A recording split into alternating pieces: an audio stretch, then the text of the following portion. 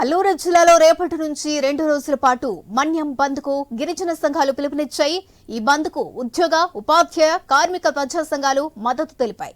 ఇక 170 చట్టంపై స్పీకర్ అయ్యన్న పాత్రుడు చేసిన వ్యాఖ్యలకు నిరసనగా బంద్ కు పిలుపిస్తున్నట్లు గిరిజన సంఘాలు తెలిపాయి.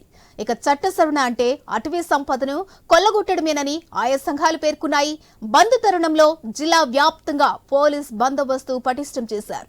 జిల్లాలో రేపు జరగవలసిన ఇంటర్ ప్రాక్టికల్ పరీక్షలను వాయిదా వేస్తున్నట్లు కలెక్టర్ దినేష్ కుమార్ తెలిపారు.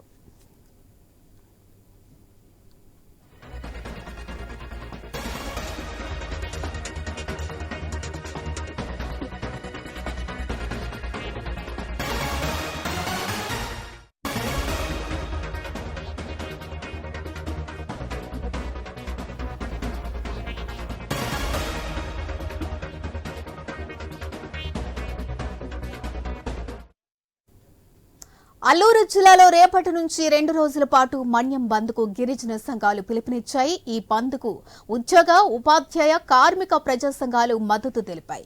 170 చట్టంపై స్పీకర్ అయ్యన్న పాత్రుడు చేసిన వ్యాఖ్యలకు నిరసనగా బంద్ కు పిలుపునిస్తున్నట్లు గిరిజన సంఘాలు తెలిపాయి. ఇక చట్ట సవరణ అంటే అటవీ సంపదను కొల్లగొట్టడమేనంటూ ఆయా సంఘాలు పేర్కొన్నాయి. ఇక బంద్ తరుణంలో జిల్లా వ్యాప్తంగా పోలీస్ బందోబస్తు పటిష్టం చేశారు. ఇక జిల్లాలో రేపు జరగవలసిన ఇంటర్ ప్రాక్టికల్ పరీక్షలను వాయిదా వేసినట్లు కలెక్టర్ దినేష్ కుమార్ తెలిపారు.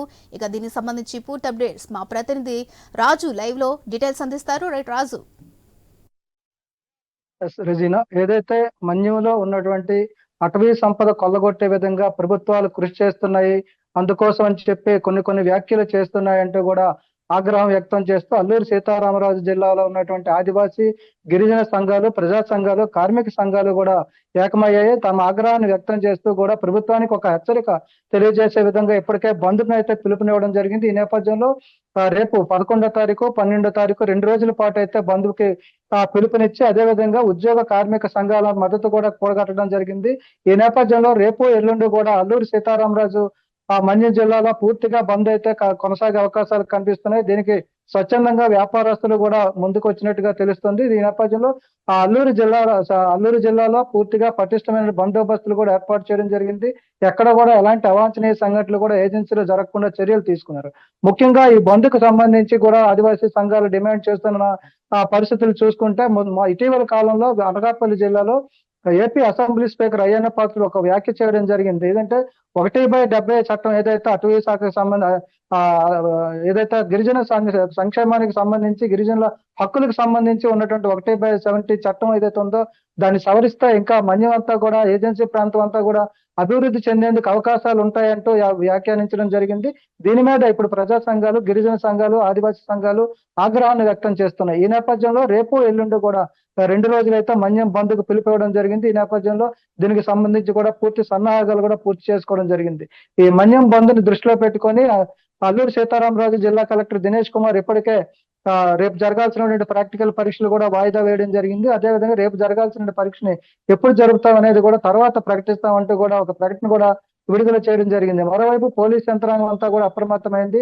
అరకు, పాడేరు, లంబసింగి, చింతపల్లి, అదేవిధంగా రంపచోడవరం వరకు ఉన్నటువంటి ఏజెన్సీ ప్రాంతాలు ఏవైతే ఉన్నాయో ప్రాంతం అంతా కూడా జల్లెడ పడుతున్నాయి. ఎక్కడ కూడా ఎలాంటి అవాంఛనీయ సంఘటనలు కానీ, వాహనాలకి ఎలాంటి ప్రమాదాలు కూడా జరగకుండా కూడా పూర్తి పటిష్టమైన చర్యలు చేసుకుంటూ బందోబస్తు కూడా పర్యవేక్షిస్తున్న పరిస్థితి కనిపిస్తుంది. 2 రోజులు జరిగేటువంటి బంద్కి ఎలాంటి అవాంఛనీయ సంఘటనలు కూడా జరగకుండా ప్రభుత్వ యంత్రాంగం తరపున సమాయత్తమైంది. మరోవైపు గిరిజన ఆదివాసీ సంఘాలు, అదేవిధంగా ప్రజా సంఘాలు, సిపిఐ, సిపిఎంతో పాటు ఉద్యోగ, కార్మిక సంఘాలు కూడా బంద్కి అయితే సన్నద్ధమయ్యాయి. బంద్లో పూర్తి స్థాయిలో పాల్గొని ఆ బంద్ని విజయవంతం చేయాలని చెప్పి కూడా ఇప్పటికే సిద్ధమైనట్టుగా తెలుస్తుంది. మరి నేపథ్యంలో ముఖ్యంగా 1/70 చట్టం ప్రకారం చూసుకుంటే ఏజెన్సీ ప్రాంతాల్లో ఉన్నటువంటి గిరిజనులకే ఇక్కడ ఉద్యోగ అవకాశాలు కల్పించాలి. అదేవిధంగా గిరిజన నేతలు ఇక్కడికి రావడానికి కూడా అవకాశం ఉండదు. అదేవిధంగా గిరిజనుల అభివృద్ధి కోసం ప్రత్యేకంగా రూపొందించినటువంటి 1/70 చట్టం ఏదైతే ఉందో దీనికి ఇప్పుడు తూట్లు పొడిచే విధంగా రాష్ట్ర ప్రభుత్వం చర్యలు చేపడుతుంది. అందులో భాగంగానే